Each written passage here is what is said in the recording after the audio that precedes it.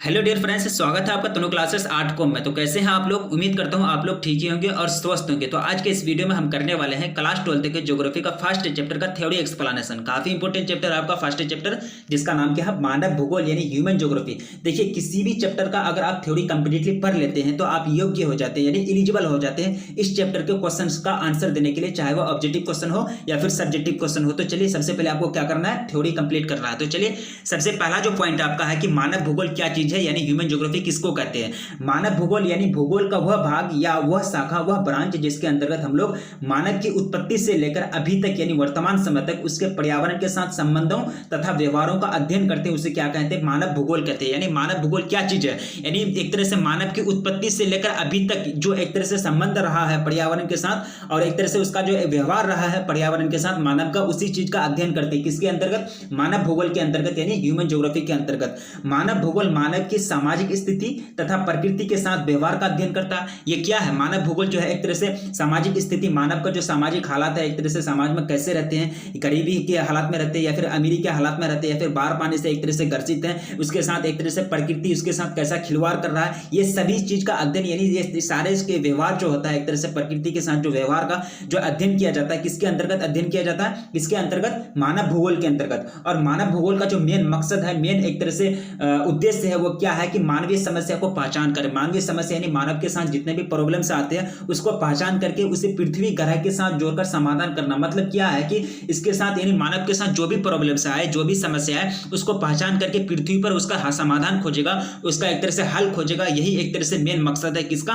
मानव भूगोल का, ठीक है, यानी ह्यूमन ज्योग्राफी का, ठीक है। अब आगे आपको बता रहा है कि पृथ्वी को एक नवीन आकार देने में, नवीन का मतलब होता है नया, नवीन जो है आपका एक तरह से हिंदी वर्ड है। नवीन का मतलब क्या होता है? नया, यानी नया आकार देने में मानव की भूमिका का प्रतिपादन करने का अध्ययन मानव भूगोल में किया जाता है। यानी ये कैसे हुआ? यानी मानव जो है पृथ्वी को नवीन आकार कैसे दिए? देखिए, मानव जो है पृथ्वी पर क्या किए? तरह तरह के बगान लगाए, तरह तरह के पेड़ पौधे लगाए, एक तरह से तरह तरह के तालाब खोदे, एक तरह से तरह तरह के रोड बनाए। तो एक तरह से पृथ्वी का आकार में ही चेंजिंग ला दिया, यानी एक तरह से बदलाव ला दिया।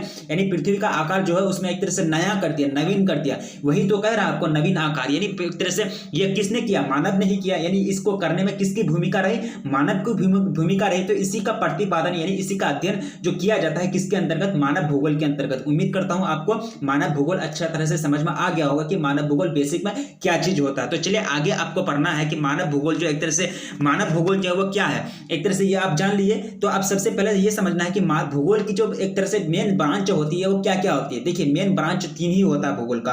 पहला ब्रांच है आपका भौतिक भूगोल, मानव भूगोल और प्रादेशिक भूगोल। यानी इस प्रकार भूगोल की 3 प्रमुख शाखा होती है, 3 ब्रांच होती है। वैसे बहुत सारे ब्रांच होते हैं, यानी प्रमुख ब्रांच के बारे में बात की जा रही है। Physical geography, human geography and regional geography. Human geography के बारे में हम लोग चैप्टर फर्स्ट में यहाँ अभी डिस्कस कर रहे हैं। तो चलिए, भौतिक भूगोल और प्रादेशिक भूगोल आपका चैप्टर में नहीं है, आपका एक तरह से सिलेबस में नहीं है, तो इसके बारे में आपको एक तरह से ध्यान भी नहीं देना है। ये सिर्फ आपको यहाँ एक तरह से बताया जा रहा है कि भूगोल की जो प्रमुख शाखा है वो 3 प्रकार का है। भौतिक भूगोल यानी फिजिकल ज्योग्राफी, मानव भूगोल ह्यूमन ज्योग्राफी, प्रादेशिक भूगोल यानी रीजनल ज्योग्राफी। तो चलिए आगे बढ़ते हैं। आप समझ लिए मानव भूगोल क्या चीज होता है, ये भी आप समझ लिए। देखिए, नोट करते हुए जाना है। आपसे रिक्वेस्ट है, अगर आप कॉपी कलम लेकर के नहीं बैठे हैं तो प्लीज बैठ जाएं और नोट बनाते हुए जाएं। देखिए, टाइम नहीं है, एक तरह से आप लोग को जो बोर्ड का तैयारी करना है एक तरह से बढ़िया से करना है। एक तरह से यहाँ जो समझाने की कोशिश की जा रही है, अगर आपको समझ में नहीं आता है तो प्लीज कमेंट करें। कमेंट का जो सेक्शन है आप लोग के लिए खुला हुआ, ठीक है, कमेंट करें। तो चलिए, आगे आपको पढ़ना है कि मानव भूगोल का जो संस्थापक है यानी फाउंडर है, यानी मानव भूगोल को किसने संस्थापित किया? ये जो मानव भूगोल कब आया,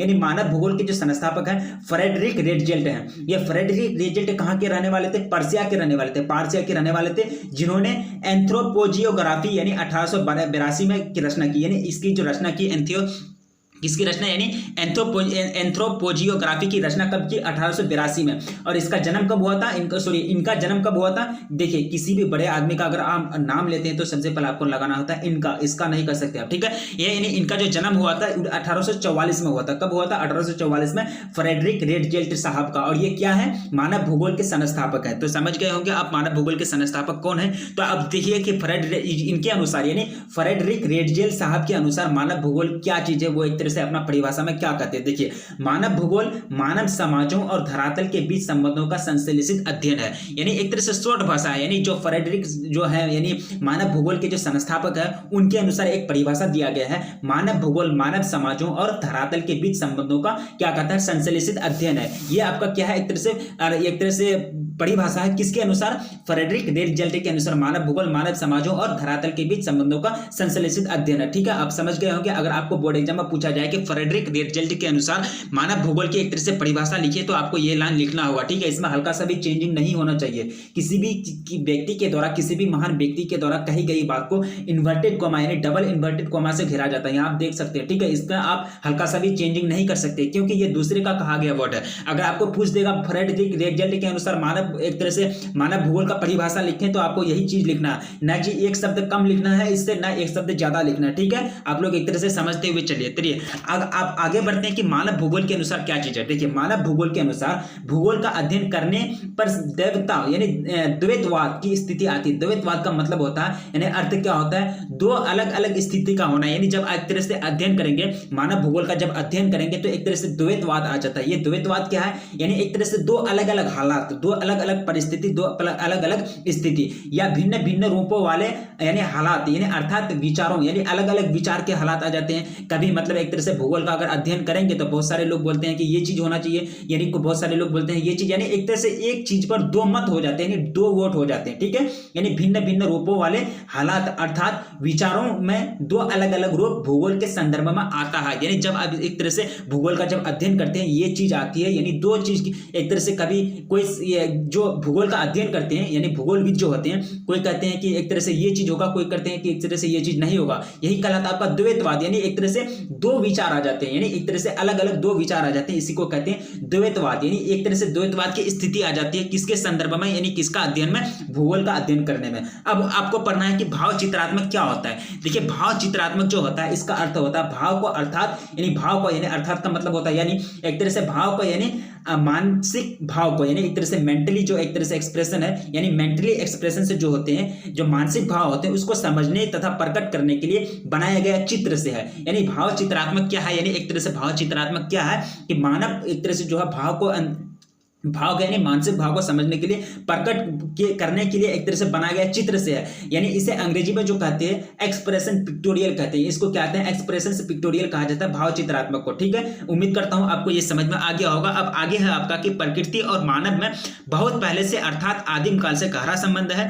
यह एक दूसरे के पूरक है, यानी दोनों एक दूसरे के बिना अधूरा है। यानी एक तरह से प्रकृति जो है वह मानव के बिना अधूरा है, मानव जो है वह प्रकृति के बिना अधूरा है। उसी को क्या कहते हैं, पूरक। यानी एक तरह से ये दोनों एक दूसरे के पूरक हैं, यानी एक दूसरे के बिना अधूरा है। यानी प्रकृति अगर एक तरह से प्रकृति जो है मानव के बिना अधूरा है, मानव जो है प्रकृति के बिना अधूरा है, इसी को क्या कहेंगे, पूरक संबंध है। ठीक है, यानी एक दूसरे पर निर्भर है, मानव जो है प्रकृति पर निर्भर है, प्रकृति जो है वह मानव पर निर्भर है। काफी इंपॉर्टेंट है, नोट बनाते हुए चलिए, नोट बनाते हुए चलना है। देखिए, अर्थात प्रकृति और मानव जो है एक तरह से अविभाज्य तत्व है। यानी ये जो लाइन कह रहा है आपको, प्रकृति अब यानी अर्थात प्रकृति और मानव क्या है, अविभाज्य तत्व है। यानी एक तरह से आप इसको अलग नहीं कर सकते, यानी एक तरह से प्रकृति को पूरा तरह से मानव से अलग नहीं कर सकते हैं और मानव को पूरा तरह से प्रकृति से अलग नहीं कर सकते। क्या मानव रह पाएगा अगर प्रकृति से पूरा तरह से इसको भाज्य कर दिया जाएगा, यानी एक तरह से अलग कर दिया जाएगा। भाज्य का मतलब क्या होता है, अलग करना। अविभाज्य का मतलब क्या होता है, यानी अविभाज्य नहीं होने वाला, एक तरह से अलग नहीं होने वाला। प्रकृति और मानव क्या है, अविभाज्य तत्व है, ये कभी एक दूसरे से अलग नहीं रह सकते हैं। मानव को अगर आप एक तरह से प्रकृति से दूर कर देंगे, वो बेचारा खाना पीना ही नहीं मिलेगा उसको, यानी प्रकृति से ही आता है ना, प्रकृति के अंतर्गत पेड़ पौधे आते हैं, ये सब क्या है, पेड़ पौधे से ही हम लोग एक तरह से खाने पीने का सामान आता है। अगर आप मानव को एक तरह से प्रकृति से दूर कर दीजिएगा, एक तरह से विभाज्य कर दीजिएगा, तो वो उसका अस्तित्व ही नहीं रहेगा। इसी बात को आपको यहाँ कहा जा रहा है कि प्रकृति और मानव जो है वो क्या है, अविभाज्य तत्व है। ठीक है, अब आगे आपको बताया जा रहा है कि जर्मन भूगोलवेत्ता यानी जर्मनी देश के जो भूगोलवेत्ता है, यानी जो एक तरह से भूगोल का जो अध्ययन करते हैं, ये कैसे करते हैं अध्ययन। देखिए, जर्मन भूगोलवेत्ता राज्य या देश के बारे में अध्ययन जीव के रूप में करते हैं, यानी कैसे वो अध्ययन करते हैं? जीवित जीव के रूप में करते हैं। सड़कों, रेल मार्गों आदि को परिसंचरण की धमनियां के रूप में अध्ययन किया जाता है। ये किसके अनुसार? जर्मन भूगोल वेदता के अनुसार, यानी जर्मनी देश में जो भूगोल वेदता जो एक तरह से भूगोल का जो अध्ययन करते हैं उसके अनुसार जो है राज्य या देश के बारे में वो कैसे अध्ययन करते हैं? जीवित यानी जीवित जीव के रूप में अध्ययन करते हैं। और सड़क, रेल मार्ग आदि को वो परिसंचरण की धमनी का एक तरह से परिसंचरण की धमनी के रूप में एक तरह से अध्ययन करते हैं, स्टडी करते हैं। कौन? जर्मन भूगोल वेदता। अब आगे आपको पढ़ना है कि मानव भूगोल की प्रकृति यानी नेचर ऑफ ह्यूमन ज्योग्राफी क्या है, यानी मानव भूगोल की जो प्रकृति है। देखिए, मानव भूगोल की प्रकृति अत्यंत लोकप्रिय और मनमोहक है। यानी लोकप्रिय का मतलब होता है एक तरह से सभी को एक तरह से पॉपुलर यानी बहुत खास जो है, यानी प्रकृति जो है मानव भूगोल की ये मनमोहक है, यानी मन को मोहने वाला है। ठीक है, मन को मोहने वाला यानी वो चीज होता है जो एक तरह से सबके मन को भा जाए, एक तरह से अपने और अट्रैक्टिव करे। जो है मानव भूगोल जो है, मानव भूगोल की प्रकृति जो है एक तरह से मनमोहक है। यानी मानव भूगोल के अंतर्गत कौन कौन सा प्रकृति इसका क्या क्या है? जैसे कि बहुत एक तरह से बगीचा हो गया, बहुत सारे पेड़ पौधे हो गए, तो ये एक तरह से इतना सुंदर दिखते हैं, इतना एक तरह से अच्छे दिखते हैं कि आपको लोकप्रिय लगेंगे, एक तरह से मनमोहक लगेंगे। ठीक है, एक तरह से आपको मन को एक तरह से लुभा लेंगे। इसकी प्रकृति किसकी? मानव भूगोल की। ठीक है, मानव भूगोल की प्रकृति जितना सुविधाजनक और अच्छा होगा, मानव उतना ही सुविधाजनक और अच्छे से अपना जिंदगी एक तरह से जीवन यापन करेगा। यानी एक तरह से जो यहाँ आपको बताया जा रहा है कि मानव भूगोल की जो प्रकृति है, जो एक तरह से नेचर है, जितना सुविधाजनक और अच्छा होगा, बेटर होगा, उतना ही अच्छे तरीके से सुविधाजनक से मानव क्या करेगा? जीवन यापन कर सकेगा। ठीक है, यानी एक तरह से अगर पेड़ पौधे ज्यादा होंगे, एक तरह से खेती अच्छी तरीके से होगी, तो क्या होगा कि आदमी अच्छा तरह से चैन सुकून से अपना जिंदगी गुजर बसर करेगा। नहीं तो फिर इसमें अगर कोई कमी आ जाए तो मानव के जीवन में एक तरह से खलबली मच जाएगी, एक तरह से बहुत सारी दिक्कतों का सामना करना पड़ेगा। ठीक है, यही बात आपको यहां बताया जा रहा है, मानव भूगोल की प्रकृति यानी नेचर ऑफ ह्यूमन ज्योग्राफी। अब आगे आपको पढ़ना है कि मानव भूगोल की प्रकृति के अंतर्गत निम्नलिखित तथ्य महत्वपूर्ण है। क्या क्या तत्व है? भौगोलिक, भौतिक, पर्यावरण के तत्व, मानव द्वारा बनाए गए दैनिक उपयोग की सुविधाजनक व्यवस्था और भौतिक संस्कृति आदि। ये एक तरह से मानव भूगोल के अंतर्गत यानी मानव भूगोल की प्रकृति के अंतर्गत जो एक तरह से मेन एक तरह से तथ्य जो है, मेन फैक्ट्स हैं, जो वो क्या क्या है? भौतिक, पर्यावरण और मानव द्वारा बनाए गए दैनिक उपयोग का सुविधाजनक व्यवस्था और भौतिक संस्कृति आदि। अब देखिए, भौतिक पर्यावरण के अंतर्गत जैसे मृदा हो गया, भू आकृति हो गया, जलवायु हो गया, जल, हवा, सूरज, बारिश, पहाड़, समुद्र की धारा, प्राकृतिक वनस्पति आदि, ये सब क्या है? भौतिक पर्यावरण के तत्व है। ठीक है, और जो मानव द्वारा बनाए गए दैनिक उपयोग के लिए सुविधाजनक व्यवस्था जो है, जैसे घर हो गया, नगर हो गया, सड़क हो गया, गांव हो गया, ये सब क्या है? मानव द्वारा बनाया गया, एक तरह से अपने सुविधा के लिए एक तरह से बनाया गया, एक तरह से क्या है? एक तरह से व्यवस्था है। ठीक है, और लास्ट में आपका भौतिक संस्कृति, यानी भौतिक संस्कृति किसका एक तरह से मेन तथ्य है, मेन फैक्ट किसका है? मानव भूगोल की प्रकृति का। ठीक है, काफी इंपॉर्टेंट चैप्टर है, नोट बनाते हुए चलिए, बार बार बोल रहा हूं। ठीक है, अब आगे आपको पढ़ना है कि मानवीयकरण यानी एक तरह से मानव का प्राकृतिकरण यानी नेचर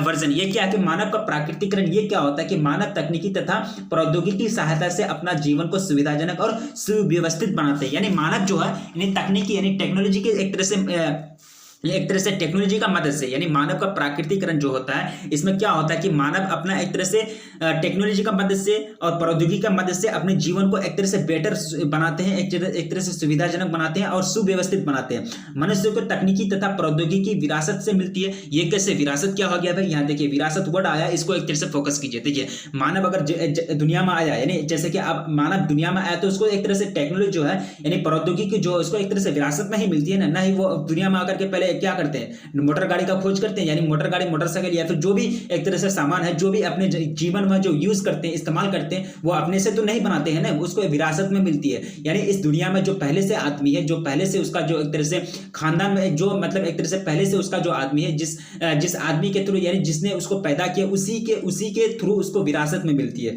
यानी एक तरह से आदमी डायरेक्ट आकर के इस दुनिया में अपना उपयोग किस चीज को नहीं बना लेता, वो दूसरे का मतलब एक तरह से हम जो दुनिया में प्रेजेंट है जो आदमी है, उसी का एक जो टेक्नोलॉजी है, जो प्रौद्योगिकी है, उसी के आधार पर मतलब वो अपना जिंदगी गुजर बसर करेगा। ठीक है, यानी मनुष्य को जो है तकनीकी और प्रौद्योगिकी विरासत में प्राप्त होती है। शुरुआत में मानव अर्थात यानी प्रौद्योगिकी प्रारंभिक समय में मानव प्रकृति को ज्यादा महत्व देते थे तथा उसे पूजा करते थे। यानी शुरुआत में, यानी पहले की बात की जा रही है, शुरुआत में यानी आदिम काल में, शुरुआत में यानी आदिम काल की बात समझिए कि शुरुआत में जो मानव जो है वो किसकी मतलब एक तरह से अर्थात प्रौद्योगिकी प्रारंभिक समय में, यानी जब प्रौद्योगिकी यानी एक तरह से जब टेक्नोलॉजी आया, प्रौद्योगिकी आया, एक तरह से फैक्टराइजेशन आया, यानी फैक्ट्री जब लगने लगे तो उस टाइम यानी शुरू के टाइम जो मानव जो है प्रकृति को ज्यादा महत्व देते थे, यानी एक तरह से पूरा तरह से प्रकृति पर ही निर्भर रहते थे, उसी का पूजा करते थे, यानी यही जो है यही जो करके देगा। लेकिन यहाँ क्या हुआ, जब प्रौद्योगिकी आया तो एक तरह से दिमाग खुला आदमी का, एक तरह से तरह तरह के सामान बनाने लगे, तरह तरह के मतलब मोटरसाइकिल बना लगे, सॉरी मोटर कार बना लगे, जो भी है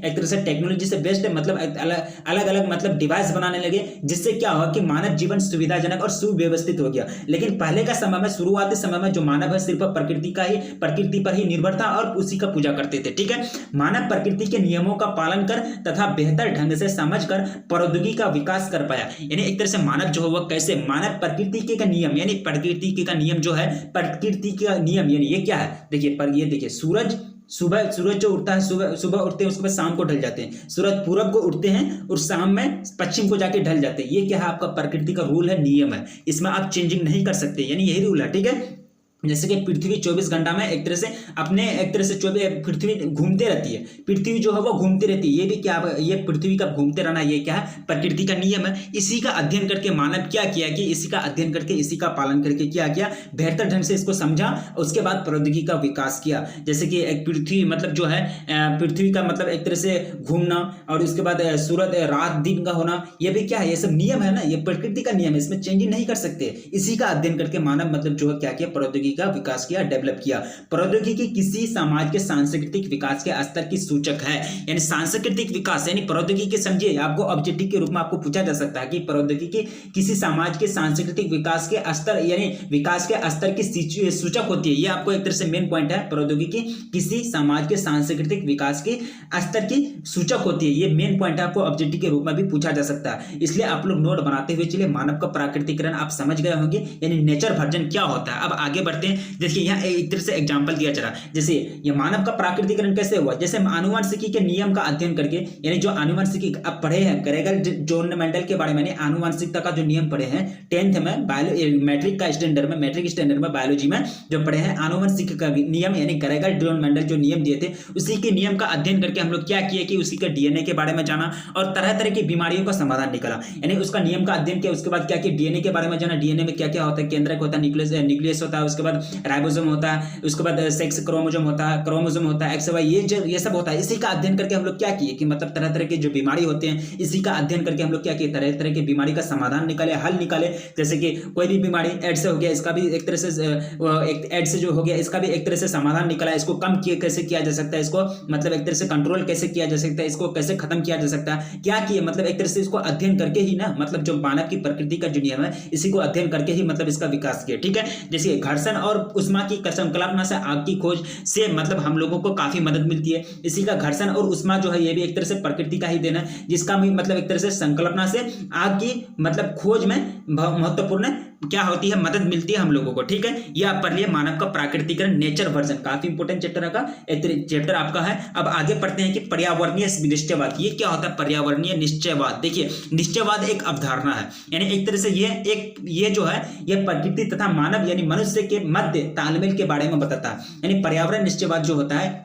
प्रकृति यानी नेचर और मनुष्य के बीच जो एक तरह से तालमेल होता है, यानी जो संबंध होता है, उसी के बारे में अध्ययन करता है, उसी के बारे में जानकारी देता है। कौन, पर्यावरणीय निश्चयवाद। और प्राचीन काल के भूगोलवेत्ता जो है और यहाँ तक के दार्शनिक भी निश्चयवाद अवधारणा को समर्थन देते थे, यानी निश्चयवाद अवधारणा को मानते थे। यानी सही से बात ये, इसका डायरेक्शन ये है कि प्राचीन काल के जो भूगोलवेत्ता होते, यानी जो एक तरह से भूगोल का जो अध्ययन करते थे वो, और दार्शनिक जो ये दोनों जो होते थे ना, ये निश्चयवाद अवधारणा को समर्थन करते थे, यानी निश्चयवाद अवधारणा को मानते थे। निश्चयवाद अवधारणा क्या है, यह प्रकृति और मानव यानी मनुष्य के बीच के तालमेल का अध्ययन करता है। कौन, पर्यावरणीय निश्चयवाद। पर्यावरणीय यानी जो होता है निश्चयवाद अवधारणा के अनुसार मानव की दैनिक क्रियाकलाप तथा जीवन पर भौतिक कारक यानी नियंत्रण बनाए रखता है। ये जो है पर्यावरणीय निश्चयवाद, ये क्या है, देखिए ये इसका काम क्या है, देखिए ये इसको जो होता है पर्यावरणीय निश्चयवाद के अनुसार मानव की दैनिक जीवन यानी दैनिक क्रियाकलाप तथा जीवन पर जो भौतिक कारक यानी जैसे कि जल वायु हो गया, बाढ़ हो गया, प्राकृतिक वनस्पति हो गया, ये सब नियंत्रण बनाए रखता है। यानी ये सब चीज जो है जलवायु, बाढ़, प्राकृतिक वनस्पति, ये सब एक तरह से कंट्रोल करके रखता है किसका जीवन पर, किसका जिंदगी पर, मानव का दैनिक जिंदगी पर। यही आपको कह रहा है कि पर्यावरणीय निश्चयवाद, यानी पर्यावरणीय निश्चयवाद के अंतर्गत, यानी निश्चयवाद, ये निश्चयवाद विचारधारा के अंतर्गत अनुसार मानव की दैनिक क्रियाकलाप तथा जीवन पर भौतिक कारक, यानी जैसे कि ये सब क्या है, भौतिक कारक है, यानी बाढ़, जलवायु, प्राकृतिक वनस्पति नियंत्रण बनाए रखता है। ठीक है, ये हो गया आपका पर्यावरणीय निश्चयवाद। उम्मीद करता हूं आपको समझ में आया होगा पर्यावरणीय निश्चयवाद। समझ में नहीं आया तो प्लीज कमेंट। ठीक है, अब आगे बढ़ते हैं कि प्रकृति का मानवीकरण यानी ह्यूमनाइजेशन ऑफ नेचर। ये क्या है, प्रकृति में उपस्थित सभी वस्तुओं को मानव अपनी सुविधा के अनुसार इस्तेमाल करते हैं। किसी भी वस्तु को, यानी किसी वस्तु को मानवीय रूप देने की क्रिया को या फिर भाव को क्या कहेंगे, मानवीकरण कहेंगे, ह्यूमनाइजेशन कहेंगे। एक तरह से ह्यूमनाइजेशन कहेंगे। ठीक है, यानी एक तरह से नेचर का, जैसे ह्यूमनाइजेशन ऑफ नेचर, मानवीकरण कहते हैं इसको। ठीक है, यानी एक तरह से मानवीय रूप देना, यानी एक तरह से भाव, मानवीय एक तरह से रूप देने की क्रिया या फिर भाव को क्या कहेंगे, मानवीकरण कहेंगे। मानव को स्वतंत्र कारक बताया गया है, यानी एक तरह से मानव जो है एक तरह से फ्री फैक्टर है, यानी स्वतंत्र कारक है। ठीक है, इसको क्या बताया गया है, स्वतंत्र कारक बताया गया, यानी फ्री बताया गया है, किसी पर इसका दबाव नहीं, कोई इस पर दबाव नहीं बना सकता। ठीक है, हर जगह पर उपस्थित सभी संभावनाओं का मालिक मानव है, यानी जितने भी संभावना है, जितने भी विकल्प हैं, यानी जितने भी प्रकृति में जितने भी सारे विकल्प मौजूद हैं, वो सब विकल्प का जो मालिक है, जो ऑनर है, वो कौन है, मानव है। कौन है, मानव है। सांस्कृतिक और तकनीकी ज्ञान प्रकृति का उपयोग में मानव को मदद करता है, यानी एक तरह से प्रकृति का उपयोग जो करते हैं मानव, यानी जैसे कि पेड़ पौधे को काट करके, जैसे कि सांस्कृतिक और तकनीकी ज्ञान। ये तकनीकी ज्ञान मतलब समझ लीजिए कि कोई मोटर गाड़ी हो गया, कोई एक तरह से मशीन हो गया, ये क्या है, तकनीकी ज्ञान के आधार पर ही आप उसको बनाए हैं, लेकिन ये आपको मदद करता है प्रकृति का उपयोग करने में। जैसे कि प्रकृति का उपयोग करने में, जैसे कि पेड़ पौधे को काटने में आप क्या किए कि एक तरह से बड़े बड़े मतलब मशीनों का इस्तेमाल किए, और वो मशीन तकनीकी से बना है, और अब पेड़ पौधे जो काट रहे हैं वो आपका प्रकृति है, तो उसका आप उपयोग कर रहे हैं। ठीक है, वही आपको बताया जा रहा है कि तकनीकी ज्ञान प्रकृति का उपयोग करने में मानव को मदद करता है। ठीक है, ये हो गया आपका मानवीकरण। ठीक है, यानी प्रकृति का मानवीकरण, ह्यूमनाइजेशन ऑफ नेचर, काफी इंपॉर्टेंट है। ये आपको एक तरह से बोर्ड एग्जाम में पूछे जाएंगे कि प्रकृति का मानवीकरण से आप क्या समझते हैं। ठीक है, आपको वहां डिफाइन करना होगा कि प्रकृति का मानवीकरण यानी ह्यूमनाइजेशन ऑफ नेचर क्या होता है। ठीक है, अब आगे बढ़ते हैं कि संभाववाद यानी पॉसिबिलिज्म, ये क्या होता है, संभाववाद ये क्या होता है। देखिए, मानव भूगोल एक संप्रदाय के रूप में जाना जाता है। एक तरह से संभाववाद मानव भूगोल का एक संप्रदाय रूप में समान है, रूप के समान है, जिसके अंतर्गत विचारधारा और दर्शन इस बात को मानते हैं कि मनुष्य एक चिंतनशील प्राणी यानी कंटेम्पलेटिव एनिमल है के रूप में प्राकृतिक पर्यावरण द्वारा उपस्थित कराए गए सभी विकल्प यानी ऑप्शंस को चुनने के लिए स्वतंत्र होते हैं। देखिए, संभाववाद यानी संभावना वाली बात आ जाती है। ये देखिए, संभाववाद जो है यानी एक तरह से मनुष्य के, इसके अंदर जो हम संभाववाद के अंतर्गत मनुष्य को क्या बताया गया है, चिंतनशील प्राणी यानी कंटेम्पलेटिव एनिमल बताया गया है। यानी मनुष्य एक चिंतनशील प्राणी के रूप में प्राकृतिक पर्यावरण द्वारा उपस्थित कराए गए विकल्पों यानी ऑप्शंस को चुनने के लिए स्वतंत्र होते हैं, फ्री होते हैं। किसके अंतर्गत, संभववाद के अंतर्गत। संभव यानी पॉसिबल, यानी पॉसिबिलिटी, यानी पॉसिबिलिज्म, यानी एक तरह से संभववाद जो है यानी पॉसिबिलिज्म, संभववाद मानव भूगोल का एक संप्रदाय रूप के समान है, जिसके अंतर्गत विचारधारा और दर्शन इस बात को मानते हैं कि मनुष्य जो है वह एक क्या है, चिंतनशील प्राणी है, यानी एक तरह से चिंता करने वाला प्राणी है, सोचने वाला प्राणी है, सोचने वाला जीव है, और एक तरह से चिंतनशील प्राणी के रूप में जो है प्राकृतिक पर्यावरण में द्वारा जो उपस्थित कराए गए विकल्प जो है ऑप्शंस जो है उसको चुनने में फ्री है, यानी एक तरह से फ्री है, स्वतंत्र है। कौन, एक तरह से संभाववाद ये आपको बता रहा है, यानी संभाववाद ये चीज आपको बता रहा है। ठीक है, प्राकृतिक पर्यावरण का विस्तार जितना अधिक होगा उतना ही मानव स्वतंत्र होकर विकल्पों को चुनेगा। यानी यहाँ आप समझिए कि प्राकृतिक पर्यावरण का विस्तार कैसे होगा। देखिए,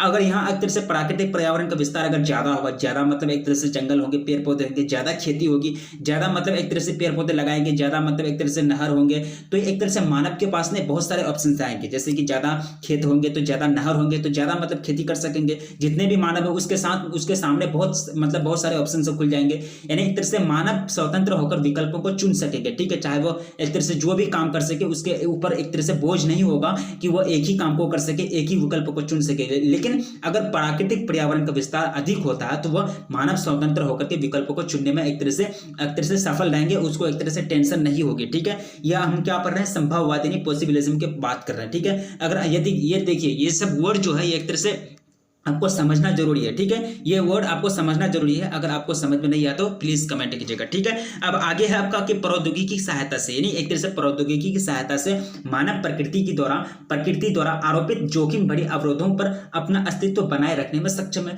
अब ये लाइन को समझिए, ये लाइन को थोड़ा सा समझना। प्रौद्योगिकी की सहायता से, यानी एक तरह से टेक्नोलॉजी की सहायता से मानव प्रकृति द्वारा आरोपित, यानी मानव जो है यहाँ आपको कॉमा देना है, प्रौद्योगिकी की सहायता से मानव प्रकृति द्वारा आरोपित जोखिम भरी अवरोध, यानी प्रकृति द्वारा आरोपित जोखिम भरी अवरोध क्या क्या, जैसे कि बाढ़ हो गया, तूफान हो गया, एक तरह से भूकंप हो गया, इसमें ऐसे हालात में अपना अस्तित्व को बनाए रखने में सक्षम है। किसके सहायता से? प्रौद्योगिकी का मतलब एक तरह से टेक्नोलॉजी का सहायता से मानव अपना अस्तित्व को बनाने रखने में सक्षम हुए हैं, चाहे वो बाढ़ का हालात हो या फिर कुछ किसी भी हालात हो। जैसे कि एक तरह से एग्जाम्पल दिया जाए आपको, जैसे कि बाढ़ के हालात में मानव अपनी जीवन को भी अच्छी तरह से व्यतीत करते हैं, क्योंकि मानव प्रौद्योगिकी की मदद से ऊंचे ऊंचे घर का निर्माण करते हैं, जिसमें प्रौद्योगिकी का मुख्य एक तरह से भूमिका होता है। यानी जैसे कि बहुत सारे क्षेत्र होते हैं जहां बाढ़ खूब आता है, एक तरह से बहुत हाई लेवल जो होता है, एक तरह से ऊंचे लेवल तक मतलब बाढ़ का पानी चल जाता है। यानी तो इसी हालात में जो है मानव अपना प्रौद्योगिकी का इस्तेमाल करके, यानी एक तरह से इंजीनियरिंग टेक्नोलॉजी का इस्तेमाल करके उसी का मदद से ऊंचे ऊंचे घर का निर्माण करेंगे, एक तरह से मजबूत घर का निर्माण करेंगे, तो वो वहां भी अपना अस्तित्व को बनाए रखने में सक्षम हो जाते हैं, ठीक है। यही बात आपको बताया जा रहा है, ठीक है। उम्मीद करता हूं आपको समझ में आया होगा। तो चलिए यहाँ हम क्या पढ़ रहे थे, संभववाद के बारे में पढ़ रहे थे, संभववाद के बारे में पढ़ लिया। अब आगे पढ़ना है आपको निश्चयवाद, यानी न्यू डिटर्मिनिज्म क्या होता है, नव निश्चयवाद अब क्या होता है। देखिए भूगोलवेत्ता ग्रिफिथ टेलर ने नई संकल्पना दी जो पर्यावरणीय निश्चयवाद और संभववाद के बीच यानी मध्य अपना मार्ग दर्शाता। यानी निश्चयवाद जो है, नव निश्चयवाद यानी न्यू डिटर्मिनिज्म जो होता है, ये किसके द्वारा दिया गया है? ग्रिफिथ टेलर के द्वारा। और ये जो एक तरह से ये क्या है? संकल्पना है, विचारधारा है, और ये विचारधारा किसके बीच अपना मार्ग दर्शाता है? पर्यावरणीय निश्चयवाद और संभववाद के बीच यानी मध्य अपना मार्ग को दर्शाता है। कौन? नव निश्चयवाद यानी न्यू डिटर्मिनिज्म। ये किसने दिया? ग्रिफिथ टेलर ने। और उन्होंने नव निश्चयवाद को रुको और जाओ निश्चयवाद का नाम दिया। यानी एक तरह से नव निश्चयवाद को दूसरा नाम दे दिया ग्रिफिथ टेलर ने। किसका? कैसा नाम? रुको और जाओ का निश्चयवाद का नाम दे दिया नव निश्चयवाद को, न्यू डिटर्मिनिज्म को। देखिए ग्रिफिथ जो होता है नव निश्चयवाद के अनुसार, अर्थात यानी नव निश्चयवाद विचारधारा के अनुसार, ये क्या है? विचारधारा के अनुसार मानव यानी मनुष्य को प्रकृति के नियमों का पालन करना पड़ता है। यानी प्रकृति के नियमों का पालन, जैसे कि एक तरह से प्रकृति का नियम जो मैंने बता दिया, प्रकृति का नियम क्या क्या होता है? रात मतलब रात होना, फिर रात के बाद एक तरह से रात दिन होना, ये सब क्या मतलब प्रकृति का नियम है। उसके बाद सूरज जो है पूरब को उगते हैं, उसके बाद पश्चिम में ढलते हैं, ये भी क्या आपका प्रकृति का नियम है। यानी नेचर ऑफ, यानी एक तरह से रूल्स किसका है? नेचर का रूल है। यही सब का मतलब एक तरह से पालन करना पड़ता है नव निश्चयवाद के अंतर्गत, यानी न्यू डिटर्मिनिज्म के अंतर्गत। ये कौन कर रहे हैं? ग्रिफिथ टेलर कर रहे हैं। ये नव निश्चयवाद के अनुसार, अर्थात नव निश्चयवाद विचारधारा के अनुसार, यानी नव निश्चयवाद विचारधारा के अनुसार मनुष्य को, आदमी को, मानव को क्या करना पड़ता है? प्रकृति के नियमों का पालन करना पड़ता है, ठीक है। यानी ओबे द रूल ऑफ, एक तरह से नेचर, यानी नेचर का रूल्स को ओबे करना पड़ता है, ठीक है, यानी उसको मानना पड़ता है। ग्रिफिथ टेलर ऑस्ट्रेलियन भूगोलवेत्ता थे। ये देखिए ये कहाँ के हैं, यह आपको, और आपको पूछा जाए कि नव निश्चयवाद को एक तरह से किसने दिया, तो कौन दिया? ग्रिफिथ टेलर ने दिया। ये कहाँ के रहने वाले थे? ऑस्ट्रेलिया, यानी ऑस्ट्रेलिया के रहने वाले थे, ठीक है। अब आगे पढ़ना है कि समय के गलियारों से मानव भूगोल। समय के गलियारा का मतलब क्या होता है? गलियारा का अर्थ होता है सीधा तथा लंबा पथ यानी रास्ता, अर्थात गति या रास्ता। गलियारा को अंग्रेजी में कॉरिडोर कहते हैं। यानी कॉरिडोर का मतलब क्या होता है? गलियारा। उम्मीद करता हूं आपको कॉरिडोर अच्छा तरह से समझ में आया होगा। यानी कॉरिडोर किसको कहते हैं? गलियारा, ठीक है। समय के साथ आप उपागमों यानी घटक काम, यानी घटक पास आना। एक तरह से उपागम का मतलब होता है घटक, एक तरह से घटना यानी पास आना, या फिर एक तरह से फैक्टर भी इसको कह सकते हैं। मैं बदलाव, आगे हम इसका उपागम का चर्चा करेंगे, ठीक है। उपागमों में बदलाव। अब पहले समाजों के बीच एक दूसरे के बारे में ज्ञान सीमित थी। यानी एक तरह से ये जो आपको समय के गलियारों से मानव भूगोल, यानी एक तरह से समय के गली से, यानी एक तरह से टाइम से, मतलब कॉरिडोर जो होता है टाइम का कॉरिडोर, उसके बीच से मानव भूगोल कैसा गुजरा है वही आपको यहाँ बताया जा रहा है। देखिए समय के साथ उपागमों में बदलाव आया। उसके बाद पहले समाजों के बीच एक दूसरे के, यानी पहले समाजों के बीच जो होता है आदमी एक दूसरे को मतलब एक दूसरे के बारे में कम ज्ञान रखते थे। ज्ञान जो है बहुत कम रखते थे, वो सीमित था यानी लिमिटेड था। यानी अगर दो समाज रहे तो वो दो समाजों के बीच ज्यादा मतलब बातचीत, एक तरह से ज्यादा मतलब एक दूसरे के बारे में नहीं जानते थे, यानी ज्ञान जो था वो सीमित था, ठीक है। 15वीं शताब्दी में यूरोप में अनेक प्रकार की खोज तथा अन्वेषणों का प्रयास किया गया, क्योंकि अन्वेषण से मानव की प्रौद्योगिकी ज्ञान की प्राप्ति होती है। यानी खोज जो होता है, अन्वेषण जो होता है 15वीं शताब्दी में यूरोप के अनेक प्रकार की खोज, यानी यूरोप में जो होता है यानी अनेक प्रकार की खोज और अन्वेषण को एक तरह से अन्वेषण का प्रयास किया गया। और क्यों किया गया? क्योंकि अन्वेषण से मानव प्रौद्योगिकी ज्ञान की मतलब एक तरह से प्राप्ति होती है, ठीक है, यानी एक तरह से प्रौद्योगिकी की प्राप्ति होती है, जिसके कारण एक तरह से अन्वेषण किया गया, खोज किया गया, उस पर एक तरह से प्रयास किया गया।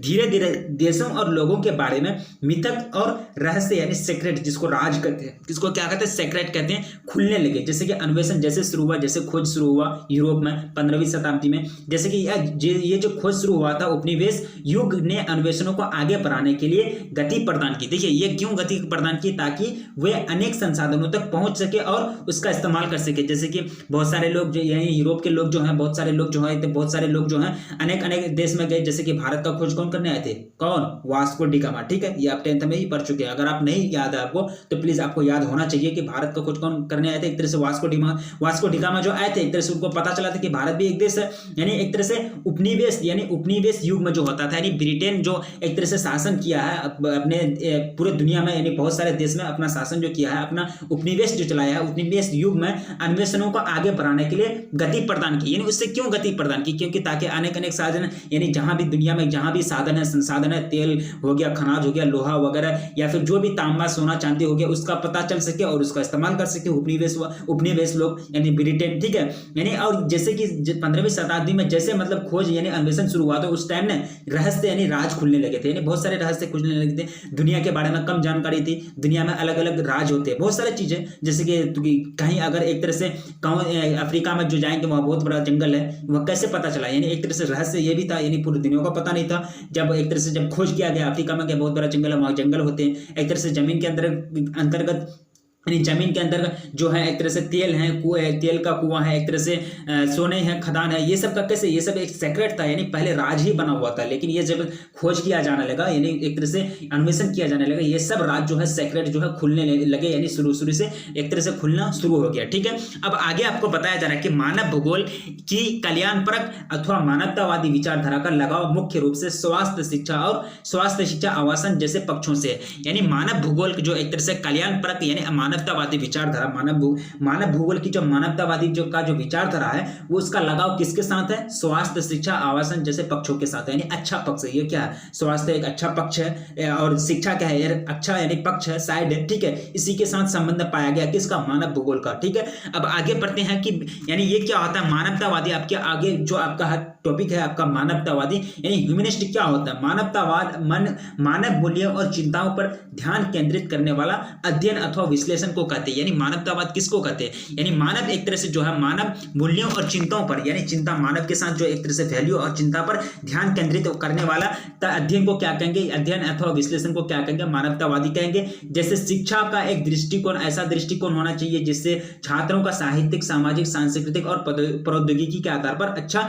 ज्ञान मिल सके, ये क्या हो गया आपका मानवतावादी हो गया। यानी मानवतावादी वह चीज है, वैसा एक तरह से सोच है जिसके अंतर्गत मानव मूल्यों और चिंताओं पर ध्यान केंद्रित किया जाता है कि मानव का मूल्य कैसा होगा, मानव के बारे में ही सोचा जाता है, मानव के बारे में ही चिंता किया जाता है, जिसको क्या कहेंगे, मानवतावादी कहेंगे, यानी ह्यूमनिस्टिक कहेंगे। यहाँ आपको एग्जाम्पल के रूप में आपको दिया जा रहा है कि शिक्षा एक ऐसा दृष्टिकोण होना चाहिए, यानी एजुकेशन का एक ऐसा दृष्टिकोण होना चाहिए जिससे छात्रों को साहित्यिक, सामाजिक, सांस्कृतिक और प्रौद्योगिकी के आधार पर अच्छा ज्ञान मिल सके, ठीक है। यही आपका एक तरह से एग्जाम्पल हो गया मानवतावादी का, ठीक है। उम्मीद करता हूं आपको समझ में आया होगा। अब आगे पढ़ना है आपको आमूलवादी। ये क्या होता है कि अमूल लिटिजेंट क्या होता है, देखिए इसे रेडिकल विचारधारा के नाम से जाना था। अगर आपको ऑप्शन में बोर्ड एग्जाम में पूछा जाए कि रेडिकल विचारधारा के नाम से किसको जाना जाता है, ऑप्शन दे देगा अमूलवादी, मानवतावादी, व्यवहारवादी या फिर इनमें से कोई नहीं। आपको ऑप्शन टिक लगाना है। अगर आप पढ़ के जाएंगे तो आपका आंसर देंगे अमूल, एक तरह से अमूलवादी यानी अमूल लिटिजेंट। ये क्या होता है, ये रेडिकल विचारधारा है, यानी इसको रेडिकल विचारधारा के नाम से जाना जाता है। इसके अंतर्गत निर्धनता यानी गरीबी की वजह से बंधन और सामाजिक असमानता की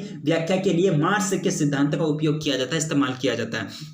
यानी जो एक तरह से आमूलवादी जो है ये क्या है, रेडिकल विचारधारा है और इसके अंतर्गत आमूलवादी के अंतर्गत एक सिद्धांत का उपयोग किया जाता है क्या करने के लिए, निर्धनता यानी गरीबी की वजह से बंधन और सामाजिक असमानता का व्याख्या करने के लिए एक तरह से थ्योरी को यानी सिद्धांत का उपयोग किया जाता है। किसका सिद्धांत को, मार्क्स का सिद्धांत को इस्तेमाल किया जाता है। आपको बोर्ड एग्जाम में ऑब्जेक्टिव के रूप में पूछे जा सकते हैं कि आमूलवादी के अंतर्गत किसके सिद्धांत का उपयोग किया जाता है, तो मार्क्स सिद्धांत का उपयोग किया जाता है। क्यों इसका इस्तेमाल किया जाता है, गरीबी यानी निर्धनता की वजह से बंधन और सामाजिक असमानता का व्याख्या करने के लिए, बंधन और सामाजिक असमानता का व्याख्या करने के लिए, ये बंधन और सामाजिक व्याख्या यानी सामाजिक असमानता क्यों आई, क्योंकि यानी गरीबी के कारण आई, और इसी का यानी अध्ययन करने के लिए मार्क्स का सिद्धांत का उपयोग करते हैं। किसके अंतर्गत? आमूलवादी यानी आमूल लिटिजेंट के अंतर्गत। ठीक है, आपको समझ में आया होगा आमूलवादी क्या है। ठीक है, यानी आगे आपको पढ़ना है मार्क्स का सिद्धांत। अगर आप पढ़ेंगे एक तरह से तभी आपको एक तरह से पूरा जानकारी मिलेगा, लेकिन आपको यहाँ क्या पढ़ना है, बुक में यही दिया हुआ, सिर्फ बुक में जो दिया हुआ था सिर्फ आमूलवादी के बारे में दिया हुआ था। ठीक है, आमूलवादी एक रेडिकल विचारधारा है, यही तक आपका सीमित था। ठीक है, लेकिन आपको यहाँ भी आप तरह से बता दिया गया। ठीक, अब आगे आपका है कि व्यवहारवादी यानी बिहेवियरल, ये क्या होता है? देखिए, इसमें प्रत्यक्ष यानी प्रत्यक्ष अनुभव के साथ मानव जातीयता, प्रजाति, धर्म इत्यादि पर आधारित सामाजिक संवर्गों के प्रारंभिक समय बोध पर ज्यादा ध्यान दिया जाता है। किसके अंतर्गत? व्यवहारवादी बिहेवियरल के अंतर्गत। यानी एक तरह से इसमें क्या होता है, इसमें प्रत्यक्ष यानी डायरेक्टली अनुभव के साथ साथ यानी एक्सपीरियंस के साथ साथ मानव जातीयता, प्रजाति, धर्म इत्यादि पर आधारित सामाजिक संवर्गों के प्रारंभिक समय बोध पर ज्यादा मतलब ध्यान दिया जाता है, ज्यादा मतलब एक तरह से फोकस किया जाता है व्यवहारवादी बिहेवियरल के अंतर्गत। अब आगे आपको पढ़ना है, ये देखिए आपको यहाँ एक तरह से जो बताया जरा नोट के अंतर्गत, मानवतावादी, आमूलवादी और व्यवहारवादी तीनों अलग अलग विचारधारा, ये सेम नहीं है, अलग अलग विचारधारा है तीनों। मानवतावादी, उसके बाद आमूलवादी, उसके बाद व्यवहारवादी, ये तीनों अलग अलग विचारधारा। ठीक है, अब आगे आपको पढ़ना है कि मानव भूगोल यानी मानव भूगोल के क्षेत्र कौन कौन से हैं। यानी मानव भूगोल यानी एक तरह से जो है मानव भूगोल के बारे में आप लोग पढ़े, यानी ह्यूमन ज्योग्राफी जो पढ़े, इसके बारे में चैप्टर का नाम ही आपका मानव भूगोल। इसके क्षेत्र कौन कौन से हैं?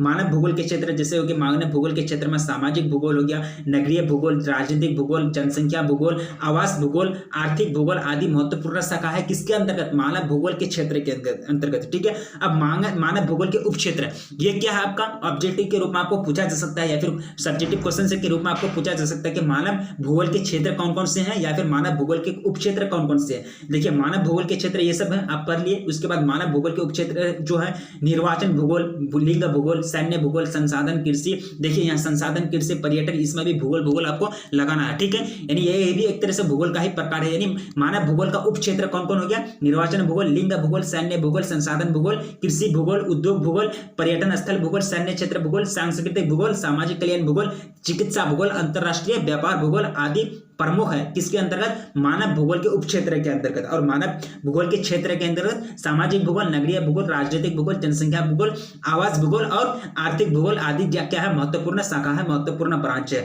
ये क्या पढ़े हम? मानव भूगोल के क्षेत्र के बारे में पढ़े। अब आगे आपका है कि समय अवधि और उसके उपागम। ये क्या है? उपागम का अर्थ होता है घटित, यानी एक तरह से घटित होना या फिर पहुंचना। यानी एक क्या है? यानी समय अवधि, टाइम पीरियड, और अप्रोच यानी उपागम के बारे में बताया जाए। ठीक है, आरंभिक यानी प्रारंभिक उपनिवेश युग में, यानी इरा में, इरा किसको कहते हैं? युग यानी इरा में। इस युग में क्या हुआ कि अन्वेषण और विवरण यानी वितरण का मतलब होता है, विवरण का जो मतलब होता है वह व्याख्या करना, स्पष्ट करना पर बल दिया गया। यानी इस युग में यानी आरंभिक यानी शुरुआती उपनिवेश युग में, मैंने आप लोगों को पहले भी बताया, शुरुआती उपनिवेश युग में इन खोजों को, अन्वेषणों को ज्यादा मतलब एक तरह से प्रयास किया गया। अन्वेषण मतलब एक तरह से खोज किया जाने लगा, ताकि मतलब जो एक तरह से उपनिवेशवाद जो होते थे वो एक तरह से तरह तरह के संसाधन का पता लगा सके और उसका इस्तेमाल कर सके, जैसे कि तेल हो गया, कच्चा लोहा हो गया, सोना हो गया, ये सब का पता लगा सके, उसके बाद उसका इस्तेमाल कर सके। जैसे कि मैंने वहां एग्जांपल भी लिया था कि भारत को खोज करने के लिए वास्को डी गामा आए थे। ठीक है, आरंभिक यानी प्रारंभिक उपनिवेश युग इरा, इस युग में अन्वेषण और एक तरह से विवरण पर बल दिया गया। विवरण का मतलब क्या होता है? व्याख्या करना, स्पष्ट करना। जैसे कि जो चीज का आप खोज कर लिए, मान चलिए आपको पता चल गया कि ये यहाँ फलना देश में एक तरह से किसी देश के अंतर्गत वहां इतना ये जमीन के अंतर्गत वहां एक क्या है? फलना एक तरह से ये जो है एक तरह से कोई खनिज है, मान चलिए लोहा ही है। ठीक है, लेकिन उसका तो अन्वेषण कर दिया, लेकिन ये आपको विवरण भी करना होगा, यानी विवरण का मतलब स्पष्ट भी करना होगा क्या सही मायने में वहां लोहा है। ठीक है, यही बात को आपको यहां बताया जा रहा है। देखिए, उत्तर उपनिवेश युग, ये क्या होता है कि इस युग में प्रादेशिक विश्लेषण किया गया, अर्थात प्रदेश के सभी पक्षों का विस्तृत रूप से अध्ययन किया गया। यानी प्रदेश में जो सभी पक्ष होते हैं उसका विस्तृत रूप से एक तरह से एक्सप्लेनेशन किया गया, उसका अध्ययन किया गया, स्टडी किया गया। किसके अंतर्गत? उत्तर उपनिवेश युग के अंतर्गत। ठीक है, इस युग में प्रादेशिक विश्लेषण का किया गया, अर्थात यानी प्रदेश के सभी पक्षों का विस्तृत रूप से अध्ययन किया गया। ठीक है, काफी इंपॉर्टेंट है। अगर आपको आप यहाँ आगे पढ़ना है कि 1950 के दशक यानी डिकेड, ये क्या होगा? 1950 के दशक के अंत से 1960 के दशक के अंत तक क्या हुआ? देखिए, मुख्यतः 3 विचारधाराओं का उदय हुआ, मानवतावादी, इसके बाद आमूलवादी। यहाँ क्या होगा कि आमूलवादी होगा, यहाँ आमदवादी कर दिया है, टाइपिंग मिस्टेक हुआ थोड़ा सा। आमूलवादी तथा व्यवहारवादी, यानी 1950 से लेके, यानी 1950 से यानी डीके से लेके दशक के लेके, यानी 1950 के दशक के अंत से 1960 के दशक के अंत तक क्या हुआ? 3 मुख्य विचारधारा का उदय हुआ। नाम नाम है आपका मानवतावादी, व्यवहारवादी और आमूलवादी। मानवतावादी, व्यवहारवादी और आमूलवादी मैंने अभी डिफिनेशन आप लोगों को मैंने पढ़ाया, ठीक है ऊपर, ठीक है। अब आगे है कि 1990 का दशक में, इस दशक में भूगोल में उत्तर आधुनिकवाद का मतलब एक तरह से उदय हुआ। यानी उत्तर आधुनिकवाद का उदय कब हुआ? 1990 का दशक में, यानी 1990 का डिकेड में, ठीक है। उपागम ये क्या है कि भूगोल, जैसे कि मैंने उपागम हुआ, मैंने बताया था कि उपागम का एक तरह से आगे चर्चा करेंगे, ठीक है। ये क्या होता है कि उपागम जो है भूगोल के संदर्भ में, उपागम का अर्थ जो होता है, मतलब जो होता है वह तरीका या फिर वह दृष्टिकोण जिसके आधार पर किसी खास समाज की विवेचना यानी विवेचना की जाती है, यानी एक तरह से उसका एक्सप्लेनेशन, उसके जानने के बारे में जाना जाता है, उसके तरह से उसको जानने के लिए मतलब एक तरह से इश्यू किया जाता है, उसका सर्चिंग किया जाता है। भूगोल के संदर्भ में उपागम का अर्थ वह तरीका, वह दृष्टिकोण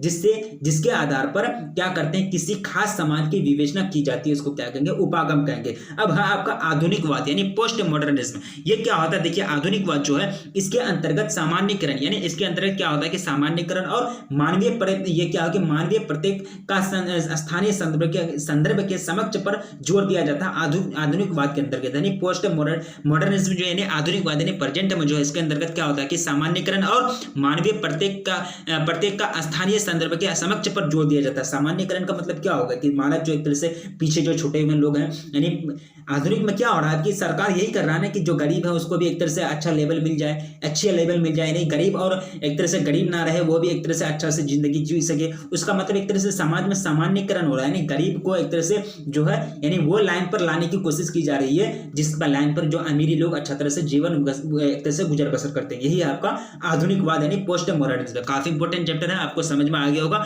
चैप्टर आपका इंड हो गया, ठीक है, चैप्टर आपका इंड हो गया। चैप्टर शॉर्ट चैप्टर था, यानी ज्यादा चैप्टर नहीं था, एक ही वीडियो में इसको कवर कर लिया गया। काफी इंपॉर्टेंट चैप्टर है, नोट बनाते हुए जाना, ठीक है, नोट बनाते हुए जाना है। और ये जितने भी सारे ये चैप्टर के अंतर्गत आपका आए, यानी मानव भूगोल का अंतर्गत जितने भी चीज आए, मानव भूगोल प्रकृति एवं विषय क्षेत्र के अंतर्गत चैप्टर फर्स्ट के अंतर्गत आपका जितना भी चीज आए मैंने आप लोगों को यहाँ बता दिया। एक तरह से कॉरिडोर क्या होता है, नफ निश्चयवाद क्या होता है, तीन विचारधारा के बारे में बताया, यानी एक तरह से चिंतनशील संभाववाद क्या होता है, ये सब के बारे में बताया, प्राकृतिकरण, मानवीकरण, ये सब क्या होता है, पर्यावरणीय निश्चयवाद क्या होता है, ये सब के बारे में आप लोगों को मैंने एक तरह से एक्सप्लेनेशन करके बताया, ठीक है। उम्मीद करता हूँ आप लोगों को समझ में आया होगा। और आपसे रिक्वेस्ट की जा रही है, प्लीज अगर आप चैनल पर पहली बार आए तो प्लीज चैनल को सब्सक्राइब कर लें, क्योंकि आपको एक तरह से तैयारी कराई जाएगी, ठीक है।